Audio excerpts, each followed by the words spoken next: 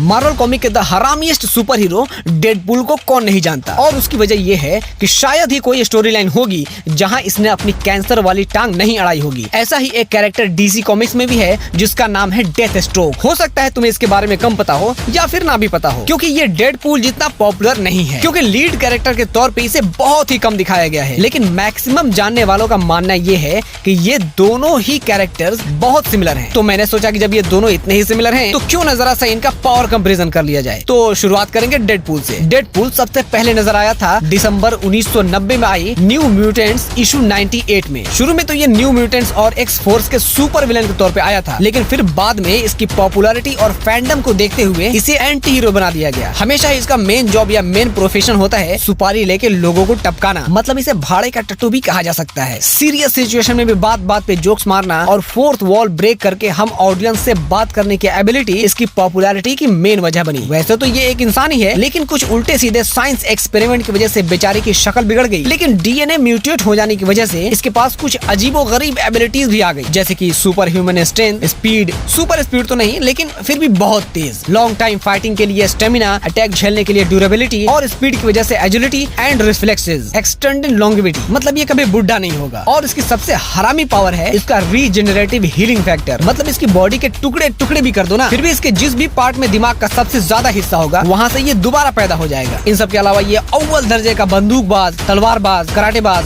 और मार काट में दर हरामी है। और अब बारी आती है डीसी कॉमिक के डेथ स्ट्रोक की। डेथ स्ट्रोक सबसे पहले दिखा था दिसंबर 1980 में आई comic book the Teen Titans issue 2 में, जिसमें इसे बोला गया डेथ स्ट्रोक द टर्मिनेटर, जो कि एज अ सुपर विलेन आया था। बात करें इसके ओरिजिन की तो शुरू में ये एक नॉर्मल इंसान होता है जो आर्मी के साथ काम करता है, और वहीं एक एक्सपेरिमेंट के दौरान इसे सुपर सोल्जर सीरम का डोज लग जाने की वजह से इसकी एबिलिटीज बहुत इनहांस हो जाती है, जैसे कि super human strength, speed, fight में लंबे टाइम तक टिके रहने के लिए स्टेमिना, एनहांस्ड सेंसेस, ओपोनेंट्स के अटैक सहने के लिए ड्यूरेबिलिटी और स्पीड की वजह से एजिलिटी एंड रिफ्लेक्सेस इसके बहुत शार्प हैं। सुपर सोल्जर होने की वजह से इसके घाव नॉर्मल ह्यूमन के मुकाबले जल्दी भरते हैं। इसकी एज बहुत स्लोली बढ़ती है। इसके अलावा इसने hand to hand combat, martial art, तलवारबाजी और बंदूक चलाने में पीएचडी कर रखी है। फाइनली बात करूं तो इसकी एबिलिटीज एंड ओरिजिन देख के ये डेडपूल कम मार्वल का विंटर सोल्जर ज्यादा लगता है। और जहां तक बात है डेडपूल वर्सेस डेथ स्ट्रोक के पावर कंपैरिजन का, तो मेरे हिसाब से डेडपूल काफी पावरफुल नजर आता है। लेकिन इस बारे में तुम्हारी क्या राय है मुझे कमेंट बॉक्स में जरूर बताओ। बहुत जल्द मिलूंगा एक नए टॉपिक के साथ। Like and subscribe.